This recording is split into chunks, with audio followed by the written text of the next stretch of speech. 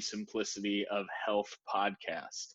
I am Brandon Vanderveen, PhD. And this week's podcast, I interviewed one of my good buddies who I did my PhD with at the University of South Carolina. He is currently in transition of jobs, starting his postdoctoral fellowship. But he is a human metabolism researcher. He's well published in the field, and he's got an interesting backstory. He actually started as a cardiac rehabilitation exercise physiologist at Duke Medical.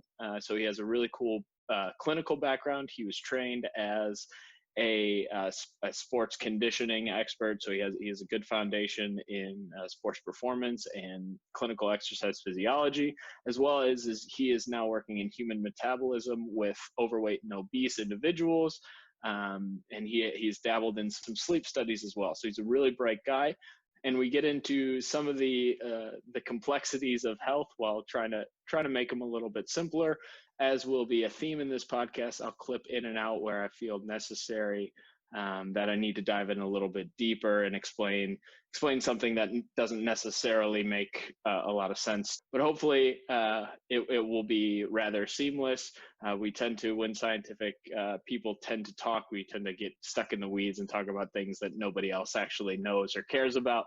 So I'll do my best to try and explain it post the interview. But I really enjoyed talking to Josh, and I hope you guys enjoy listening to it. So thank you much. But I do want to get started. So the title of the podcast is The Simplicity of Health. So the goal is to essentially be able to digest or be able to distill our understanding of complex problems in health to somewhat of, distill it down to a digestible, a way that anyone or the lay or anyone in the public or the population can interpret it and actually take something from it. So the first question related to that I do want to ask you is, what does health mean to you? How would you define being healthy? And it's purposely vague because it's, as public health scientists, it's impossible to answer. But I am interested, kind of your own personal and professional, what does health mean to you? Yeah, like you said, it's a very multifaceted response. I mean, of course, going back to like you and my training, health, as far as we think about it a lot of times in our research, and if we still solely stick to that, health is health outcomes. It's something that is measurable, something that is tangible, something that we can say, oh, if you exercise, this improves, you're healthy. But speaking on a personal side of things, and a lot of times that I have to try and step away from my overall just general knowledge, is that in general, health for me is just this gigantic multifaceted of if you're happy, if that makes sense. Like if you are genuinely content, that is one of the key things I feel as though is being healthy, is because you see these people who are physically fit, take care of themselves. Mentally, they might not have that same type of level of health as they do physically. Not necessarily true in all facets of it, but I feel like at the end of the day, one of the most important concepts of health is that mental health. And part of that is being truly happy and being truly blessed with what you have been able to do with your life. So I think overall, and it's one of those things where we get back, me being an overweight and obesity researcher, we like to look at people and say they're overweight or obese, they're unhealthy. But even we know as researchers that just because they're overweight or obese doesn't necessarily mean that physically they're unhealthy either. Exactly. So really, like you said, that is an impossible question to answer. But if I did have to break it down to what I feel as though overall health is, it's going to be more related to the mental component of mental health and emotional health, the things that come with what's in here. Because without this in here, then what's the rest of your life really going to lead up to? So yeah, and I think I was thinking about this a lot recently. Going off of that, is a lot of it's just being able to do what you want to do, whether that's something with your body, whether that's something financially, whether that's something like maintaining a healthy relationship, whether that's doing 10 pull-ups, whatever it is, if you're able to do the things that you want to do, you're going to have some sort of a mental health. But that gets dangerous, and which is why I like these ideas. That gets dangerous because I would love a bag of Skittles right now, and I can eat a bag of Skittles, but how is that going to impact my body afterwards? Or, I mean, people who do have addictions. So I never I actually would go to say I hate the old adage of do what your body tells you or listen to your body. It's like, well, addicts, if they listen to their bodies, are going to kill themselves. Like that's, but on the other side, if you take an addict off of what they need, you can have relapse, serious issues with relapse. So there is a balance of listening to your body, but also knowing what it is that your body's telling you and what's a good signal, what's a bad signal. Because yeah, I mean, mental health is probably the peak of health is, if you're not understanding or able to interpret health in your own head, you're lost with all these things you're trying to do with your body. Yeah, and that's one of the key things, and one of the reasons why I got into this field. You know, before I ever moved and ever thought about exercise as being this structured thing or overall health due to exercise or appropriate diet or things like this, you know, I was just a normal early 20-year-old going to college, like, and, you know, experiencing life and didn't realize what it truly meant to be happy and healthy, because I was doing what I thought was what was going to make me happy and healthy, was getting that job and making money and progressing forward. And I'll tell you, I haven't made that much money since I've been in exercise science. But after I switched out of engineering, after I went through, you know, the dropout of college phase, after I did all of this, like my overall lifestyle was able to improve once I started focusing on my mental health first. Once I started focusing on, like you said, those tangible things that we know will make us happy. Like you said, even if it's doing 10 pull-ups, at least we know that makes us content, and that's going to be something that improves. And as I worked on my mental health first, the physical health started coming.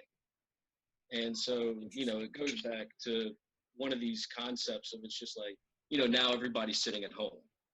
And one of the key things you're seeing on Instagram and things like that are people just saying, you know, there's no motivation. And it's like, no, it's not necessarily motivation. It's our entire world has been thrown into this just new realm we've never experienced. My mental health is taken, like if I wasn't able to go to work, holy shit, sorry about the language, but I would, if I wasn't able to at least go to work for a couple hours a day over a few days, you know, I would legitimately just be sitting at home with my dog, which she's great, but that's not 100% interaction. That gets old after 12 hours of the same interactions.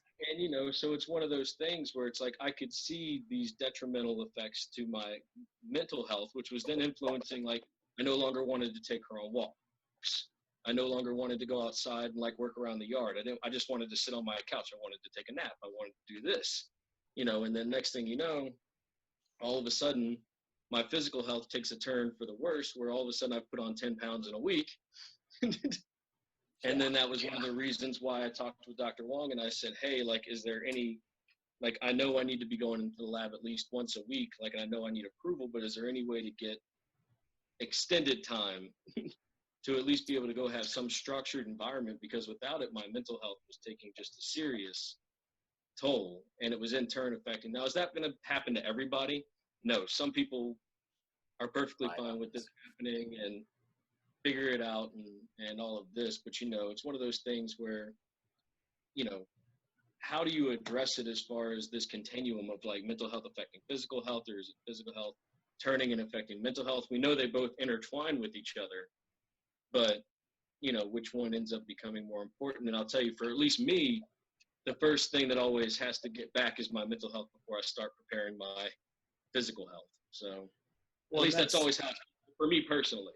Yeah, well, and it's a valuable opinion for sure, but it is really interesting if you do fall victim to this, just listen to what your body wants to do in times like this, where you are thrown a wrinkle, is where you just go, well, my body just wants to lay on the couch and do nothing.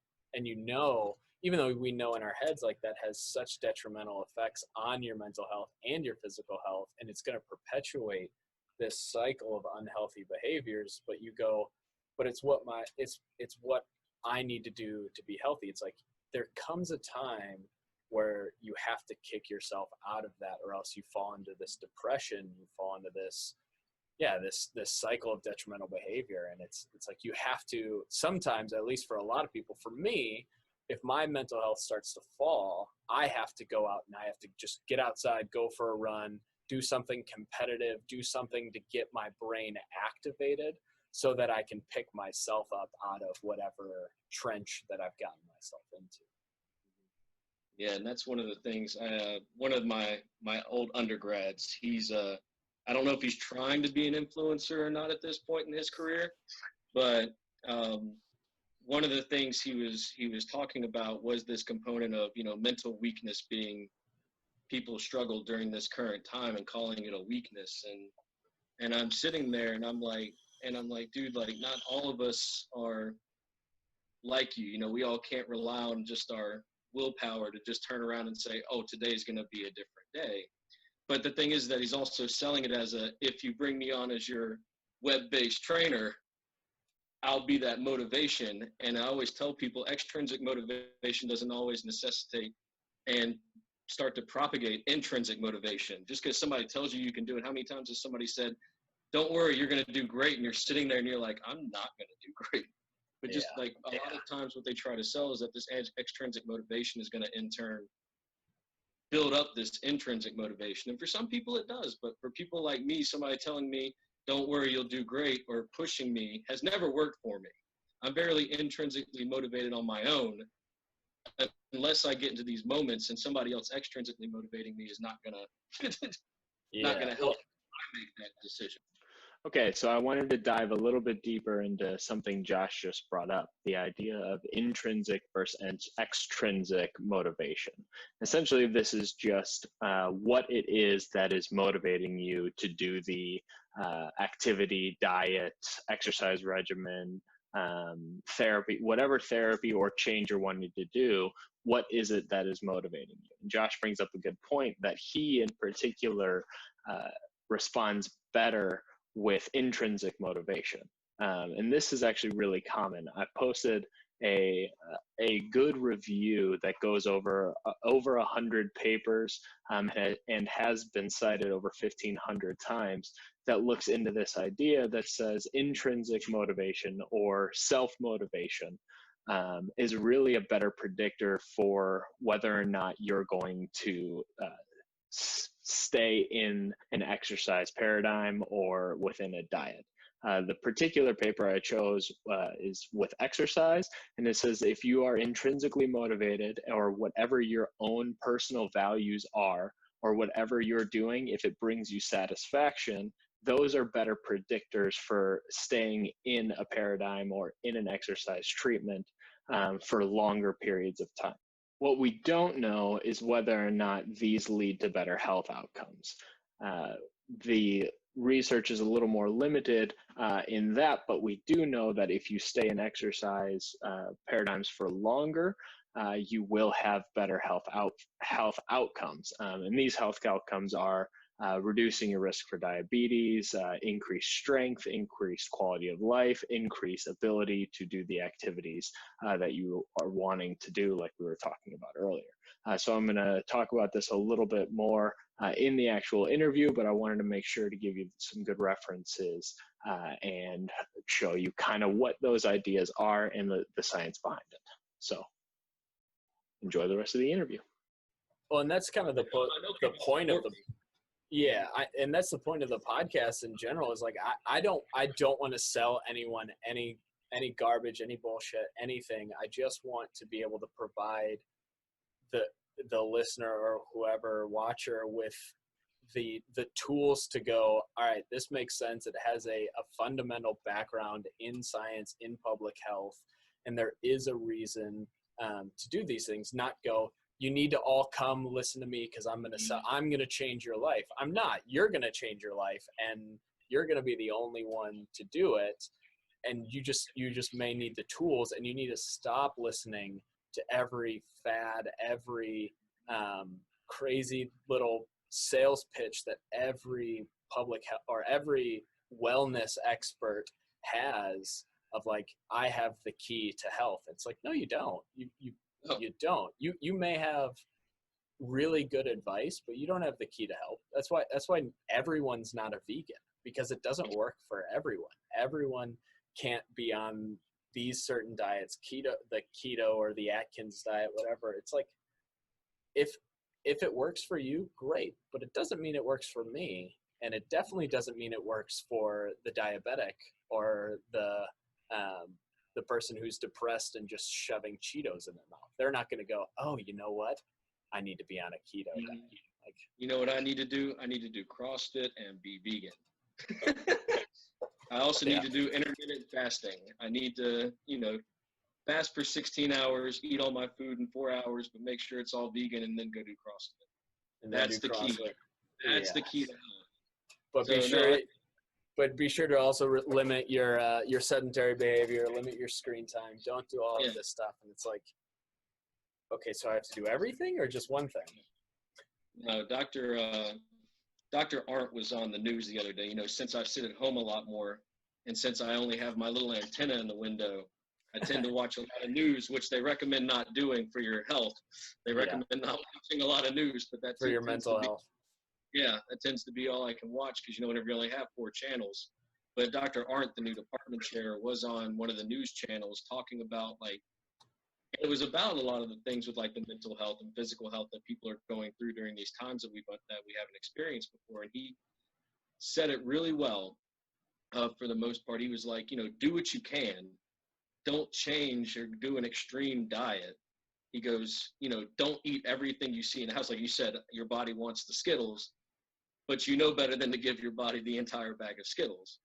And he's just like, yes, give in to some of those temptations because it's going to help you get through this, but don't give in fully to the point that you are just overeating or, yes, sit on the couch, take that nap, because who knows the next time we're going to have all this free time to just be able to lay down and take a nap throughout the week.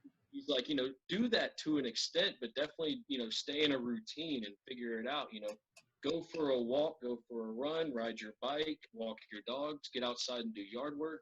He goes, as far as it being structured physical activity, he goes, if you have the means to do it, great. But not everybody like me, I don't have the means to do structured physical activity or exercise. I don't have weights or resistance bands. He goes, I have the luxury of having a gym in my garage. He goes, I can continue on with my exercise routine, but I understand not everybody can. So he goes, just do what you can, but also take the time to indulge a little bit and don't make drastic changes in your lifestyle. It's not the right time because your body's already going through a drastic enough change.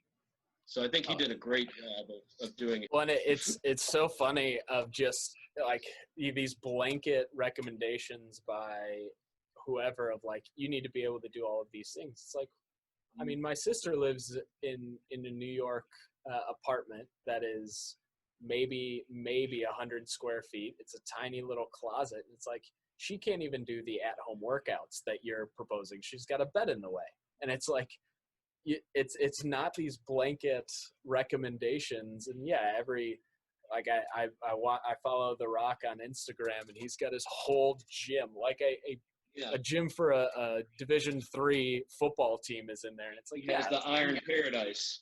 Exactly. It's like, yeah, his recommendations and what's working out for him is very different for what I'm able to do and what people who have to take care of their 4 kids are able to do. It's like, you have to, there are caveats or nuance to these recommendations. Yeah, it's a strange time, and you really have to be able to take advantage and do what is going to benefit you when we are out of this. Yeah, now that is one of the key things that I keep telling like my mom or people like that who can't go and do stuff. I mean, my grandmother that lives at home's 90 years old, can't go and do a ton at all because can't have her doing 50 squats a day either. So it's like I tell them, and it's like I tell my dad, who's also very limited in his physical ability. It's like, now are these times to start figuring it out. So that way, I don't know what happened there. now's Yeah, the I just time got to a gift from Zoom. Yeah, nice upgrade. But no, now's not the time to be trying to make these drastic changes, but now is a good time to be figuring out what you can change in your life, because my grandmother used to have to chalk it up to, well, I have to work in the garden, I have to go to church, I have to do this, I have to do that, and I have to do the other, so I don't have time to just do anything else. And my mom was the same way. She was a nurse right before all this happened. She retired like 2 or 3 months before all of this, and she was an inpatient surgical nurse. So, I mean, it was one of those things. I got a sister that's an ICU nurse out in Colorado, and she tells me about some of the stories, as I'm sure you're aware, hearing from Michelle. But My wife, yes. Brandon's wife is Michelle. For everybody else. But no, listening to them, but I tell them, now is the time for whenever you do get home and figure it out, you have to figure out what's going to make you happy and kind of escape from this, because we have to all figure out now, like, I only go to work for a couple hours in a building that's empty. I go to the store maybe once a week. I use my own bag, and I'm not one of the people that's wearing all the get up as of yet. Yeah. I'm not that fearful yet, but it's also The hazmat suits. I also understand how the use of gloves work. But Yeah. Oh my goodness. But little PSA, you can't wear gloves and touch two different people. That transfers microbes from one person to the other just the same. The sheer amount of people who don't understand cross-contamination are ridiculous. Yeah. No, I told them, I said, now's a good time, because all of us are stressed. Even though my grandmother doesn't normally do a ton, even though my dad doesn't normally do a ton, they're even further stressed beyond, just because of this situation. I tell them now's a good time to really start figuring this out. So that way, whenever it passes, you have some means of dealing with this. Oh yeah. And, if it does pass, I mean, who knows? And then of course the people who are in our situations where we are used to having access to being able to get out and go to a gym or go do whatever we want, have access to these different things. Like, now we have to figure out alternatives to how do we actually have the lifestyle that we want to have without having the means to actually do it. And I mean, that lies its own challenge. Thankfully, I'm no longer the endurance athlete I used to be. I'm sure, thankfully, you're no longer the competitive soccer player you used to be. Otherwise, this would be a lot more difficult. But, but still in its own right, I'm used to being able to, it's not necessarily I need the equipment to obtain what I want out of workouts. I like lifting weights. I just like it.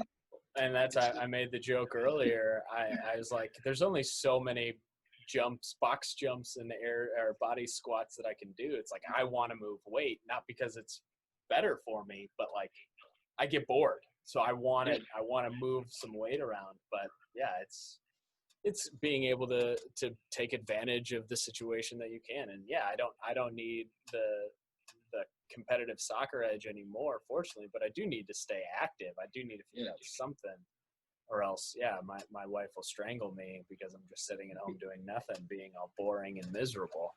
I already do that, but the exercise helps a little bit. Yeah, no, it's been interesting. I always say the sign of a good exercise scientist is how they can come up with new ways of doing these activities that they're used to being doing. And it's one of the things that I go back to. It's really like, my education was all in strength conditioning and exercise programming and things like that before I got here. So thankfully I understand it.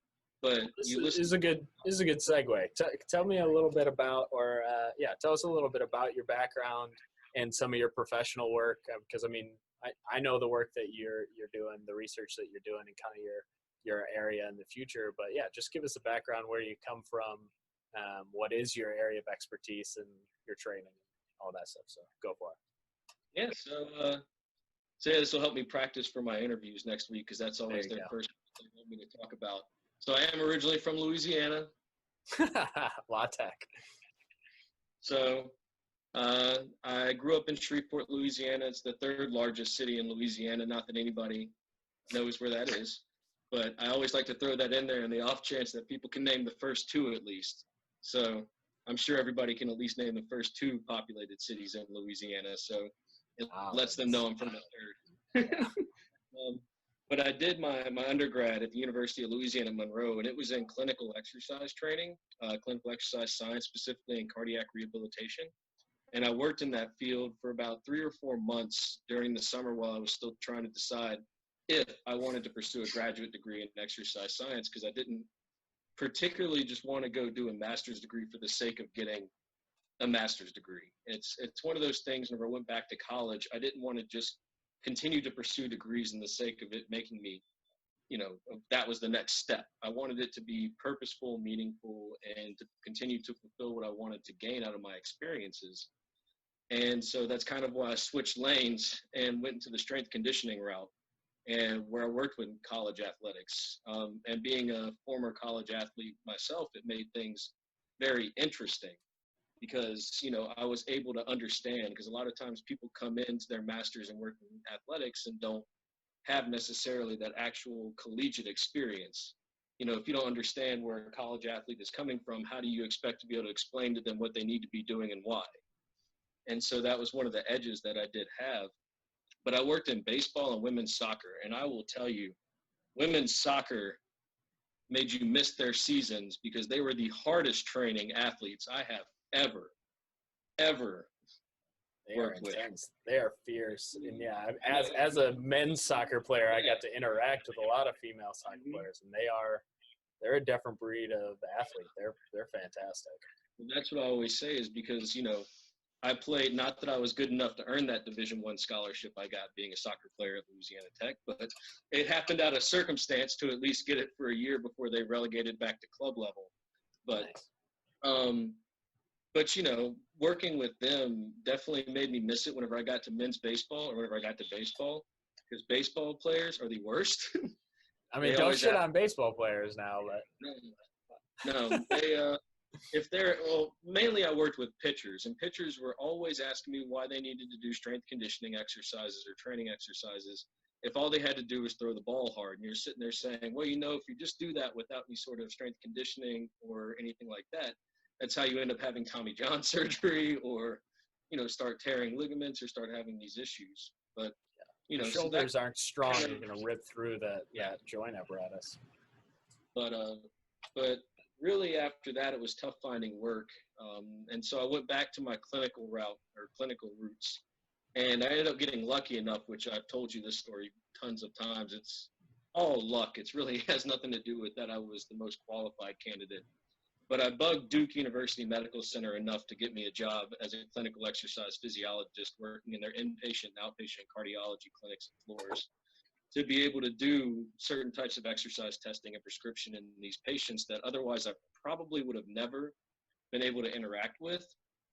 And it got me the opportunity to start working in research with a lab group there that now one of our friends is actually still a postdoc with. But that really got me interested in the research side of things. Did I know what I wanted to do? No. But it at least got me interested in wanting to pursue some line of research. And with my background being in cardiovascular related exercise training and prescription, outside of my strength conditioning, I of course reached out to one of my mentors, Dr. Larry Durstein, who at the time was the big cardiovascular guy. Little did I know he was retiring and or was retired. Yeah. But I ended up getting lucky enough to move into the human metabolism lab with Dr. Wong, which I knew absolutely nothing about metabolism. I mean, I knew the basics. I knew how, you generated ATP from a molecule of glucose, the basics, like, here you go, here's your 32, 34 ATP. Yeah. It goes through all these, and I'm like, that's about all I knew. And I was honest with Dr. Wong whenever I was telling her this, that I had no idea about how metabolism worked. But she introduced me into the concept of how really it all interrelates. She goes, you understand the cardiovascular physiology and how it happens? And I said, yes, ma'am.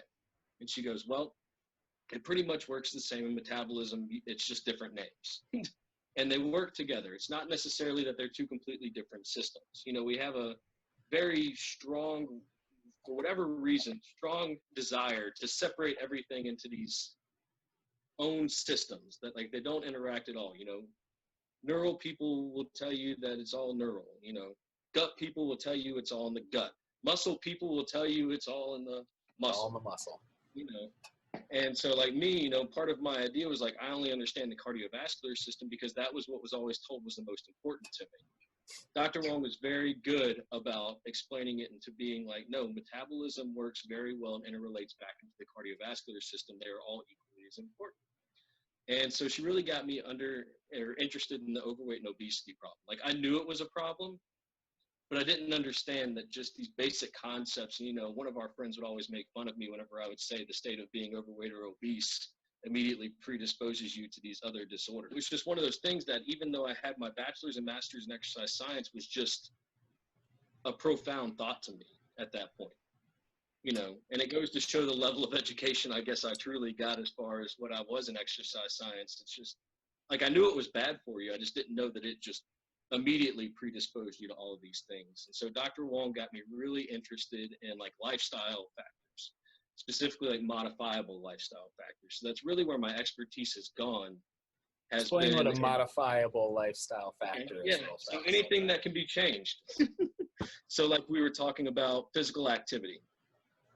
Physical activity oftentimes gets misconstrued as exercise. Well, physical activity is not exercise. The definition of exercise is structured physical activity with an underlying purpose or goal. Physical activity is what we do throughout the day, including activities of daily living, occupational, so what we do at work, traveling, so if we walk, cycle, or even riding in a car, and even sleep is considered a concept of physical activity, as well as another modifiable lifestyle factor, as well as diet. So all of these things are what we consider modifiable lifestyle factors, with exercise being one of the most modifiable ones we can do because it has this tangible amount that we can actually see. Thankfully, with like we can quantify how much exercise you've done. Yeah, like if you come in and you walk on a treadmill for 30 minutes, I can at least estimate the amount of calories that you burned during that 30-minute treadmill walk. Thankfully, technology has allowed us to be able to start estimating this better in a free living environment, like Fitbits and things like that. Even though the caloric expenditure with Fitbits has not truly been that great, it's at least good for quantifying the amount of minutes you spend physically active. But yeah, so those are modifiable lifestyle factors would be things like sedentary behavior, like you said, sitting on the couch, physical activity, which encompasses everything that we do throughout the day on top of resting, sleep, which has its own physical activity component and energy expenditure. We've seen that decreased amount of sleep in turn affects a lot of things, increased amount of sleep in turn affects a lot of things, as well as diet. And that not only counts for quantity, but quality and different types. So really, all of these are modifiable. And it's one of those things that we talked about. There's not one size fits all. Like I made the joke earlier, you need to be a vegan who intermittently fasts that also only does CrossFit in the afternoons. Like, you know, there's people that are like that, but necessarily it doesn't mean that that's best for everybody. So my expertise has really turned into just leveraging what we can out of physical activity, getting people to just be more physically active and less sedentary. And it doesn't necessarily matter about what you're doing, whether it's going for a walk around your building, or it's actually going for, you know, an actual run, or if it's going and lifting weights, or it's doing whatever. Most of my expertise is lied around leveraging people to just be more physically active and spending less time sedentary. And then seeing how it affects some of these health outcomes that we examine. I won't go into the details and specifics of the health outcomes, but it's all related back to the cardiovascular, so like the heart and metabolism. So, you know, like risk for diabetes and things like that, or the health outcomes that I primarily examine after we do this. As well as I do try to actually have people participate in structured physical activity or have them come and exercise. But that in turn is a lot more difficult because there's a lot more barriers to actually exercising as there are to just increasing physical activity. So that's really where my expertise has gone, is trying to leverage physical activity and see how it in turn affects these health outcomes of interest of mine. And so that in turn is where I'm applying for my current positions, or working in lab groups that do this as well, not necessarily in overweight or obesity related research. Kansas, whereas one of the places I'm interviewing, is in mobility related disorders. So people who might be missing limbs or have some sort of neurological deficit or things like that, and trying to increase just how much physical activity they can get through the day. And then the other one at Pennington or in Baton Rouge is working in pregnancy and postpartum and working on healthy gestational weight gain and aiding in trying to lessen the postpartum weight retention that people have. So really it's kind of two different ends of the spectrum. One's more mobility related disorders and one's more in pregnancy and postpartum. But at the end of the day, you know, their risk is still the same with just trying to leverage this physical activity if they're less active. So that brings up an interesting question, and it will be a recurring theme in this podcast. We both come from a public health and an exercise science background that emphasized increasing physical activity and the health benefits and everything that, or the decreased risk of increasing physical activity and all the benefits of that. What is your take on the balance of diet versus exercise? Because we come from an environment that says it doesn't matter, just exercise. But that's not to say you can eat whatever you want. It's just to say my advice is to just move. That's my advice. Just move. Just increase your physical activity. That's the easiest in our opinion. Instead of overhauling your diet, just get out and go for a walk for 30 minutes. Give your opinion on that, and kind of, we come from similar backgrounds, but I'm sure you have a different opinion than that. Oh, so I mean, it's like what you always hear, like, you can build muscle in the gym, but you're only going to show it through diet, or like abs. I guess the primary thing is abs. Yeah. You can strengthen your abs in the gym, but the only way you're going to be able to see them is through diet. Because you can't really spot reduce where you carry your weight at. And that's a common misconception that people have as well. But no, really, I do think that the easiest way, and that's our training, because by no means am I a dietitian or a nutritionist. I don't understand, like, I took a nutrition class in my master's and struggled the entire way through. Because the concepts, there's so many of them, and different diets for different people, and how to eat, when to eat, and do all these things, that it was just too much for somebody like me. Diet is a very key thing, and I don't mean diet like a lot of people conceive diet as being, you know, completely restricting calories and bad things like, you know, Atkins diet or things like that. Like diet just being your normal dietary consumption. I think that needs to be something modifiable as well. But I do think that just being more physically active in general is going to be my big take on how to improve your overall health, because it's the easiest thing to do. It's not necessarily easy to eat less. I can tell somebody to eat less, but what does that mean to you? Like, is it eat less as far as what's in my bowl? Because I'm going to tell you, I got a very big bowl. I can eat a little bit less, but depending on what type of food it is, it might not matter. Yeah. Food I can still eat. I can cut down from 1,500 calories to 1,000 and just eat a whole bunch of Skittles, and it doesn't mean that I'm going to be any healthier.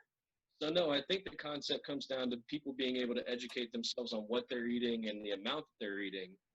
But also, if you don't feel confident in your ability to be able to do something like that on your own, at least, that's why we do have experts in these fields, is so they can help with this.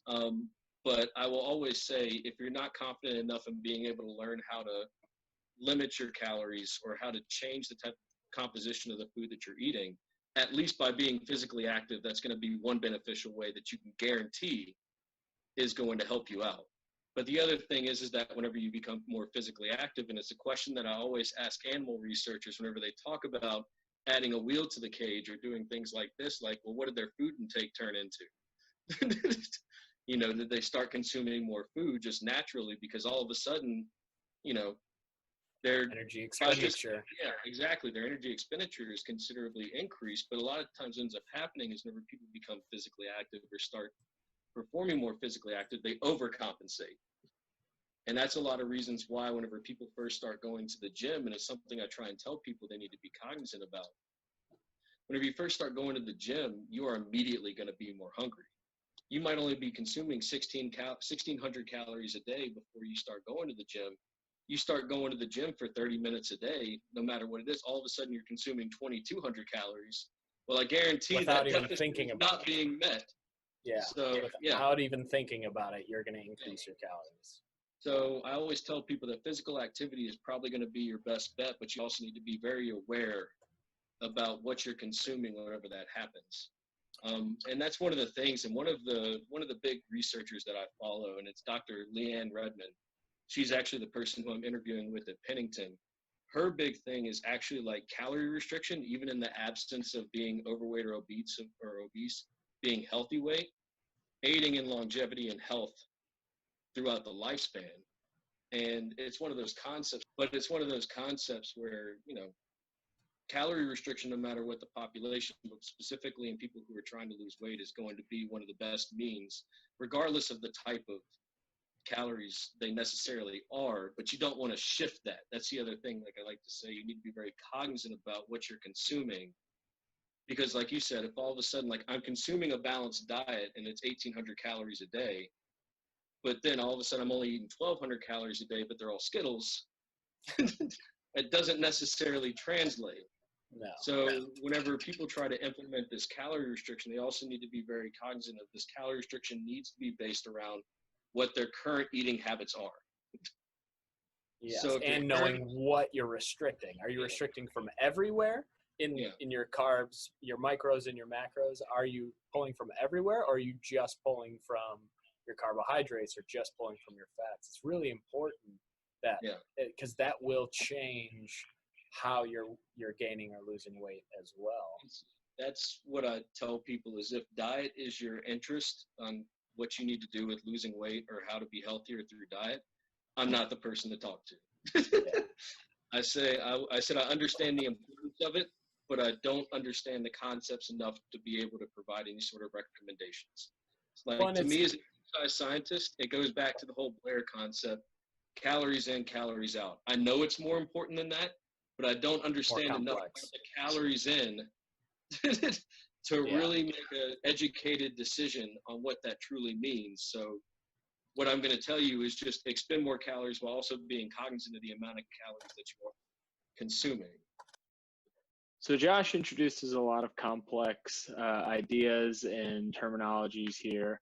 And the main thing to start off is when he first talks about the cardiovascular system versus general metabolism. So the cardiovascular system is cardio and vascular, which is essentially just your heart and the blood vessels.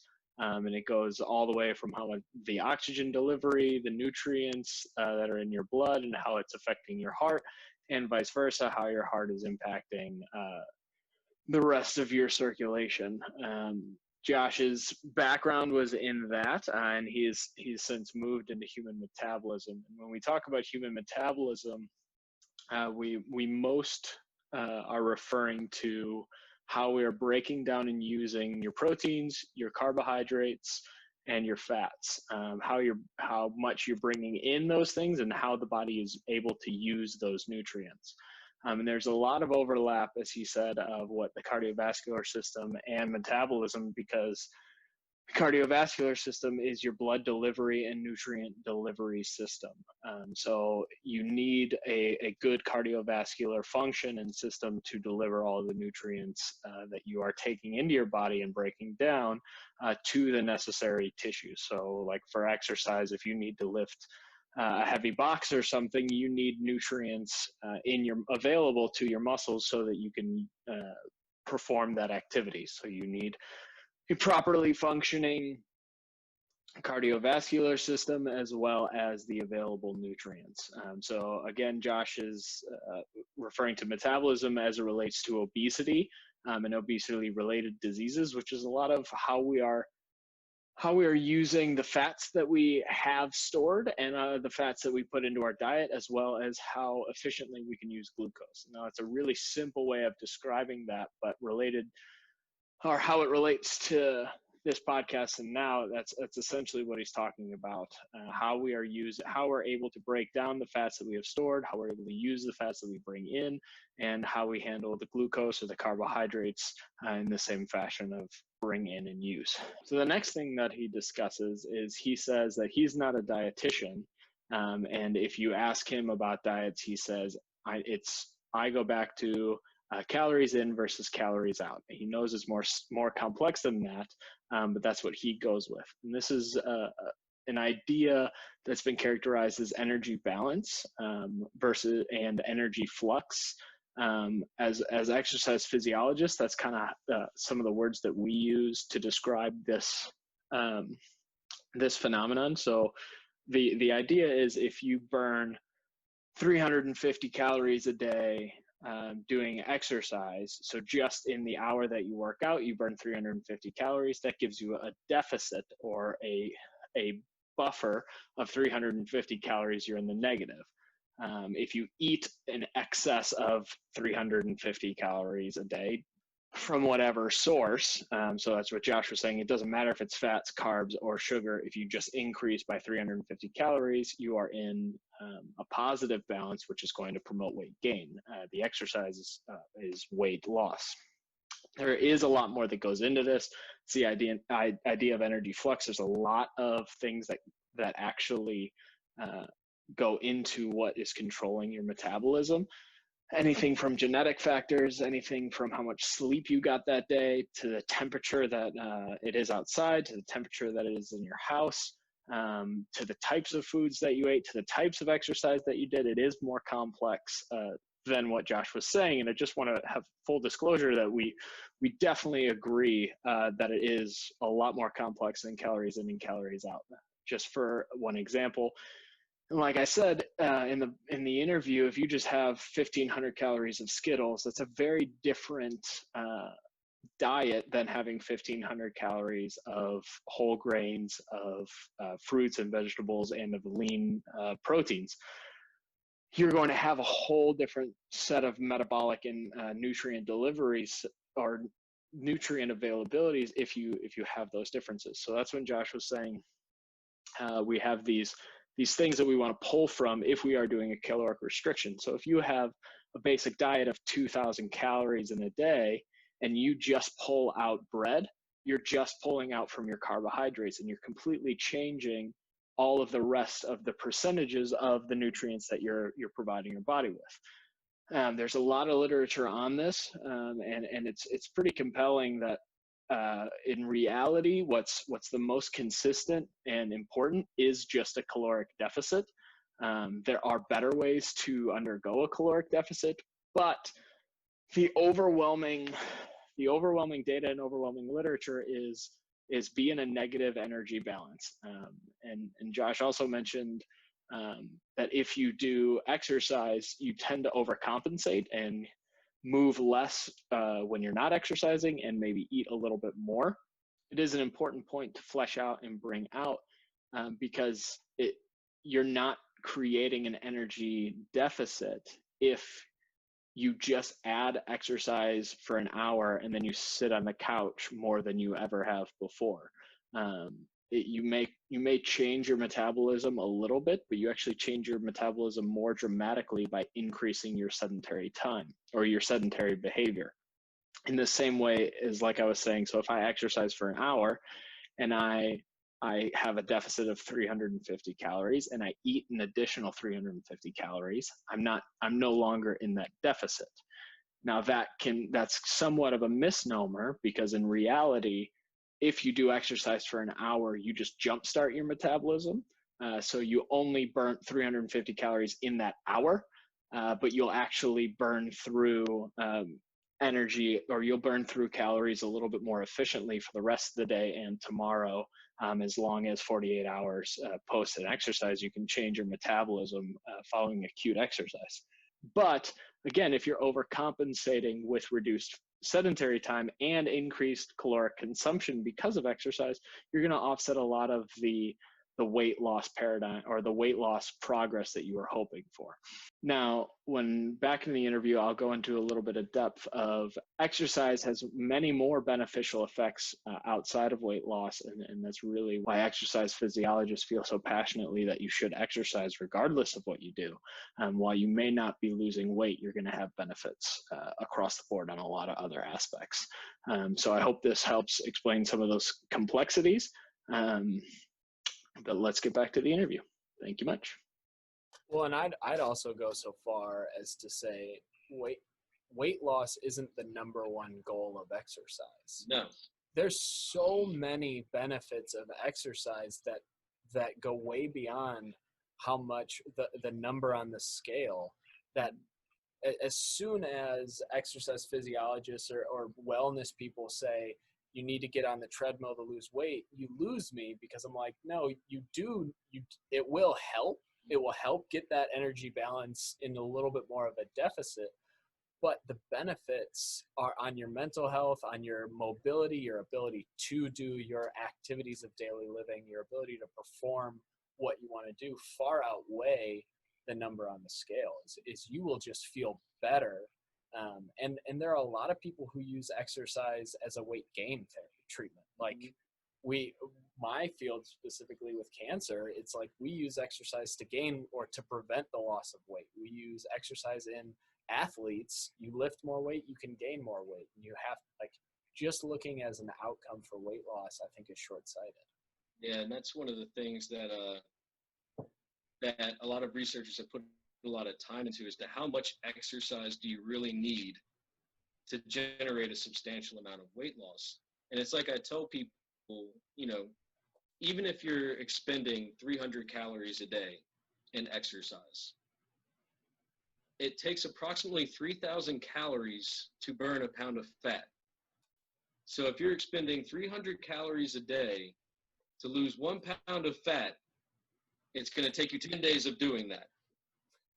But if you are also sedentary before you do that, and like you said, you use it as a method to gain weight, your body composition is going to change. So you might lose this pound of fat, but you might generate 3 pounds in muscle. Well, now all of a sudden you gain 2 pounds, and you might not change your diet at all. And it's also what you kind of touched on is what are the compensatory changes to the rest of your life or your day when you do exercise? Because a lot of people end up going, well, I worked out for 30 minutes, time to sit on the couch. And you spend 4 hours of sedentary, and it's these physical activity attributes is much more encompassing than just regimented exercise. And we have to, as exercise physiologists, push more to, you just need to be active. You don't need a certain amount of times in the gym.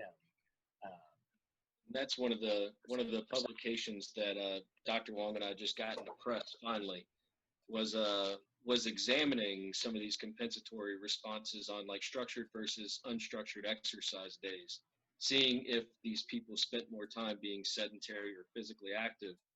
And really what we found is that people who are participating in like a lower volume of exercise, so less amount of time, but still meeting those quote unquote physical activity guidelines, tended to compensate less than people who are engaging in longer amounts of physical activity. So instead of exercising for, and this was all treadmill based, I always have to say that this isn't full disclosure, disclaimers. This is all just treadmill based exercise because it's the only type of exercise we're still able to fully quantify. We're still working on the resistance training component in humans, but we're not even close with mice. But no, so basically what it is, it's like as long as you're meeting the physical activity guidelines, it doesn't matter. Like if you're engaging, and we have these people who engage in what we call high fitness or high aerobic fitness people, where they're engaging like 300 minutes of physical activity a week.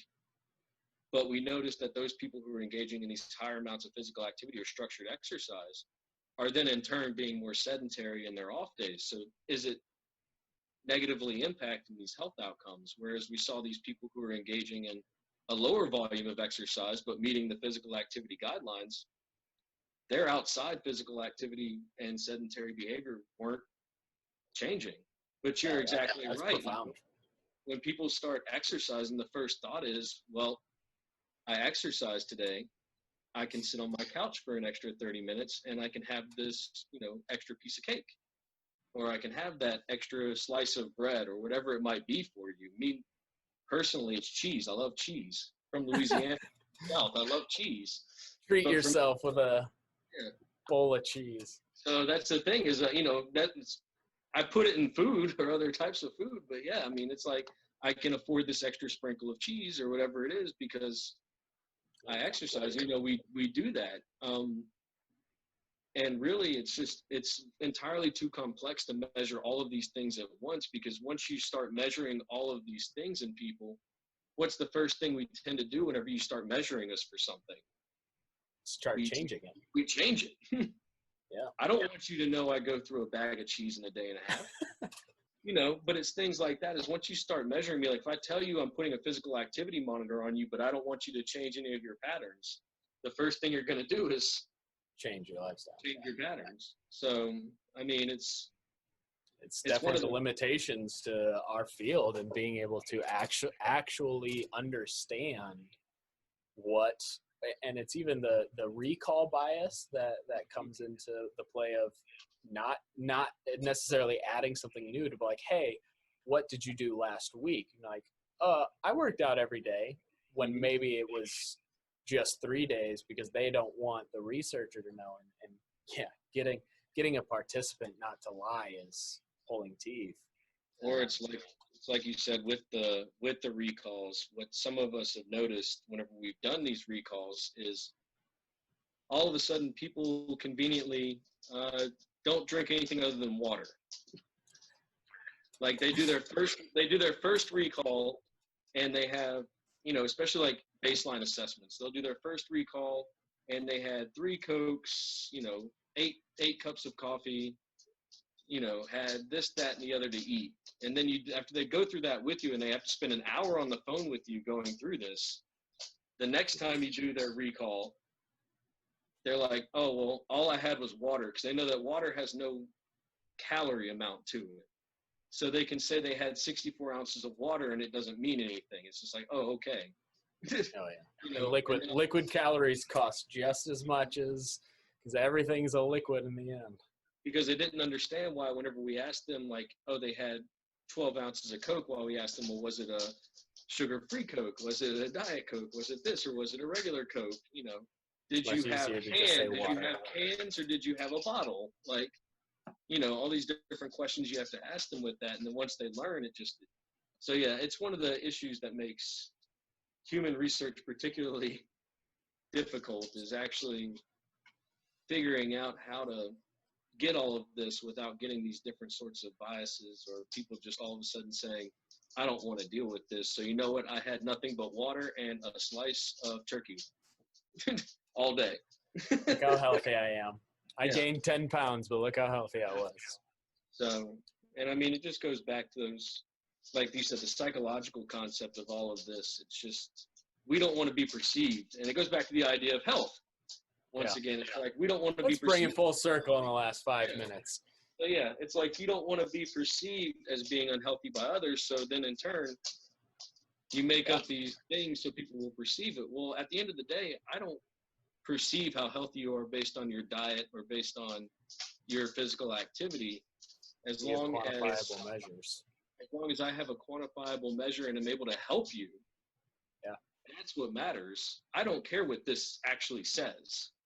Well, and it's so hard when people do ask me for recommendations, or they say like, oh, I just can't lose weight this way. I'm like, are you honest with yourself? Are you 100% honest of, I had 1 medium-sized cookie, or did you have 3 large cookies? Like, you're not, I don't care.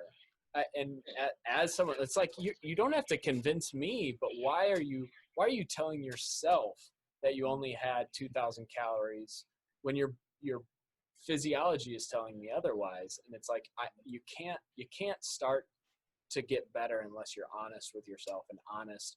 And information is the most important thing. And I recommend people count their calories, not as in limit their calories, but honestly get an honest picture of what you're actually putting into your body, get an honest picture of how much activity and exercise you're actually doing, and get a real picture. Don't lie to yourself, because it's impossible. Oh, I only eat 1,500 calories.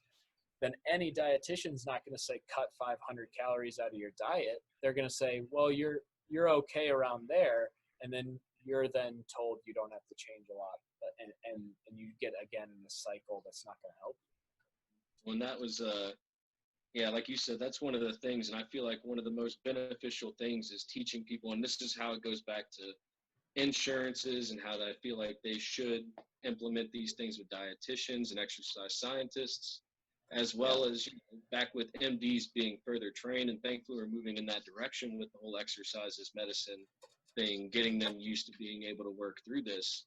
Is that, a lot of people say they would go see a dietitian. Now, once again, would they actually do it or not, I don't know.